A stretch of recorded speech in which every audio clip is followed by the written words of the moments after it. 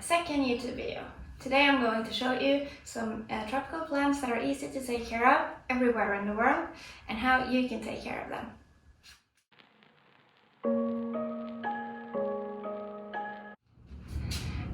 This is an apuntia. It's also called prickly pears, and I think it's probably not the most beautiful plant that I have, but it's probably the plant that I love the most because I feel like a mother to it. It's literally my baby.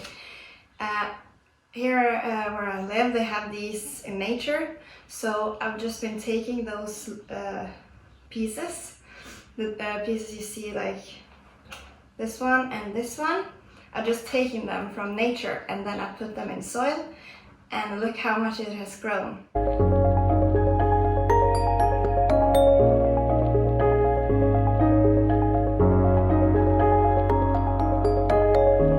This one is super easy to take care of.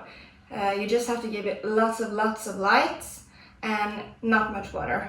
As you can see, it's been raining and I normally leave it outside, but I'm actually going to take it inside now so it doesn't get any more rain on it.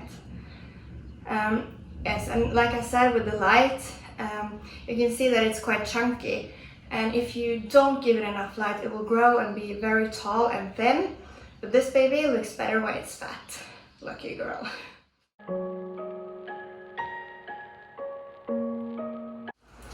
So this one is called the Zanzibar gem, or Zet plant, or CC plant, or Samicaulis. So just call it whatever you think it's easiest for you to remember. This one does not need much light, but it still will need some for it to actually enjoy itself, but it can live without much light at all.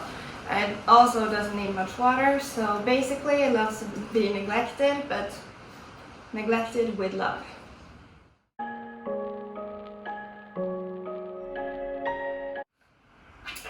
This one is called Cicas revoluta. In Norway we actually call it king palm. This can grow massive, but it will take a very long time. It will take like 50 to 100 years to see this one as full grown. Is it worth the wait? Yes, I would say so, but it's still beautiful as a baby. With this one I actually haven't done much, but it still looks like it's enjoying itself. I've left it out in the shade, but it can also tolerate sunlight, but make sure you get used to it. I haven't given it much water, only when it rains, which it does very little here during summer. And sometimes a bit from under. I've had a saucer under it and left it for like 30 minutes and then took the rest of the water out. In that way it only gets what it actually needs.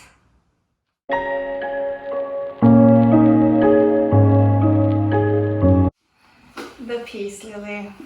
I think it's gorgeous. It's gives this tropical look with this lush green colors on the leaves.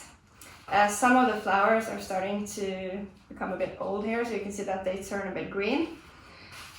This plant loves water.